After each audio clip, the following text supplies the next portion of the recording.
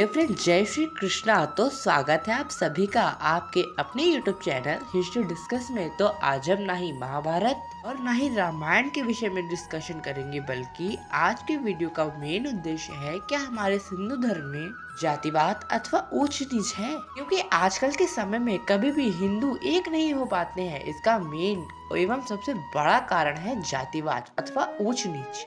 क्या सच में हमारे सनातन धर्म में कभी भी जातिवाद था? यह कहां से आ गया और किसके द्वारा यह जातिवाद फैलाया गया? आज के वीडियो में हम यही सब डिस्कशन करने वाले हैं। वीडियो शुरू करने से पहले यदि आपने हमारे YouTube चैनल को अभी तक सब्सक्राइब नहीं किया है तो जल्दी से सब्सक्राइब कर ले और पास में लगे बेल आइकन को भी दबा दे, जिससे हमारी सभी वीडियोस की जानकारी आपके पास सबसे पहले पहुंचे। और हो सके तो इस वीडियो को बिना स्किप किए अंत तक अवश्य पूरी देखें।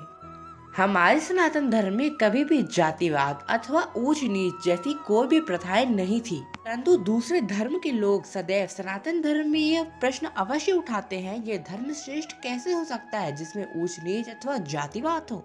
मित्रों, सनातन धर्म में जातिवाद ऊंच नीच कभी नहीं थी। इसका सबसे बड़ा प्रमाण हमारी श्रीमद् भगवद गीता में ही मिल जाता है। श्रीमद् भगवद गीता के चौथे अध्याय के 13वें श्लोक को यदि हम पढ़े तो वह कुछ इस प्रकार है, चातुर्वर्ण्यम मया सृष्टम गुण कर्म विभागश। तो पहले हम इस श्लोक का अर्थ समझने का प्रयास करते हैं। चातुर्वर्ण्यम का मतलब होता है मानव समाज के 4 विभाग, मया का मतलब होता है मेरे द्वारा, सृष्टम का मतलब होता है उत्पन्न किए हुए, गुण कर्म विभागश का मतलब होता है गुण और कर्म के द्वारा विभाजन। तो आइए मित्रों, अब मैं आपको इस श्लोक का अर्थ अपने शब्दों में सरलता से समझाने का प्रयास करूंगा। परम भगवान श्री कृष्ण इस श्लोक में यह समझाने का प्रयास करते हैं, मेरे द्वारा मानव समाज के 4 विभाग उत्पन्न किए गए हैं, ब्राह्मण, क्षत्रिय, वैश्य, शूद्र। यदि मित्रों हम इस श्लोक के अंतिम शब्द को एक और बार देखें, गुण कर्म विभागशः, इसका मतलब होता है गुण और कर्म के द्वारा विभाजन। यह आपने सही सुना, गुण और कर्म के द्वारा विभाजन, यानी गुण और कर्मों के द्वारा ही हमें अलग अलग वर्गों में बांटा गया है, ताकि ऊंच नीच जातियों में। यदि कोई व्यक्ति जन्म से ब्राह्मण है परंतु उसके कर्म क्षत्रिय वाले हैं तो वह क्षत्रिय कहलाएगा, और यदि कोई क्षत्रिय जन्म से क्षत्रिय है परंतु वह कर्म से ब्राह्मण है तो वह ब्राह्मण कहलाएगा। जैसा कि मैंने आप सभी को बताया, हमें हमारे सनातन धर्म में लोगों को गुण एवं कर्मों के आधार पर विभाजित किया गया है, परंतु आजकल के समय में हमें जन्म के आधार पर विभाजित किया गया है। जैसे कि यदि कोई व्यक्ति ब्राह्मण है परंतु ना ही वो वेदों का पाठ करता है, ना ही पूजा पाठ करता है, ना ही किसी को शिक्षा देता है, अथवा वह कहीं नौकरी करता है, तो भी वह ब्राह्मण ही कहलाएगा। परंतु ऐसा आजकल के समय में यही हो रहा है, परंतु ऐसा पहले के समय में नहीं था। पहले के समय में हमें कर्मों के आधार पर विभाजित किया गया था, ना कि जन्म एवं जातियों के आधार पर। यदि हम चारों वर्गों के कर्मों को एक बार देखें तो ब्राह्मण का कर्म है शिक्षा प्रदान करना, क्षत्रिय का कर्म है रक्षा करना, वैश्य का कर्म है व्यापार करना, अथवा शूद्र का कर्म है सेवा करना। और ये चारों वर्ग समाज में संतुलन बनाए रखने के लिए अति आवश्यक है।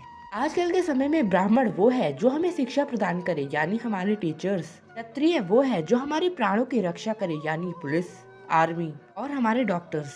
व्यापारी वो है जो कि व्यापार करे, यानी बिजनेसमैन। और शूद्र वो है जो कि वेतन लेके किसी के वहाँ पे नौकरी करे। और मानव कल्याण के लिए ये चारों वर्ग अति आवश्यक भी हैं। यदि इनमें से कोई एक वर्ग भी नहीं होगा तो हमारा मानव समाज असंतुलित हो जाएगा।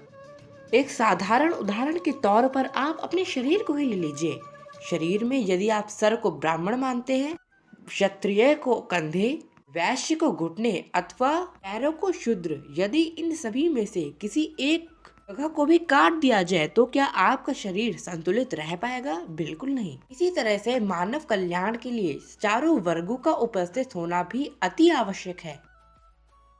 तो मित्रों, वीडियो के अंत में शायद आप सबको ये समझ में आ गया होगा कि सनातन धर्म में जातिवाद, ऊंच नीच ऐसी कोई भी चीज नहीं है। में कर्मों के आधार पर विभाजित किया गया है, ना कि जन्म के। आजकल भी ऐसे बहुत से लोग हैं जो कि अभी भी ऊंच नीच जातियों को बढ़ावा देते हैं और इसे मानते भी हैं। ऐसा इसलिए है क्योंकि ऊंच नीच जातियाँ यह सब विदेशी लोगों की एक साजिश थी, जिसके द्वारा उन्होंने हमें कभी भी एक नहीं होने दिया, बल्कि हमें आपस में ही लड़वाते रहे ऊंच नीच जातियों के चक्कर में। और वे ऐसा इसलिए करते थे ताकि वे हम पे राज कर सके। तो आज की वीडियो में बस इतना ही। यदि आपको हमारा आज का वीडियो पसंद आया हो तो कृपया हमारी इस वीडियो को लाइक अवश्य करें, और यदि वीडियो में दी गई जानकारी पसंद आई हो तो इस वीडियो को कृपया शेयर अवश्य करें।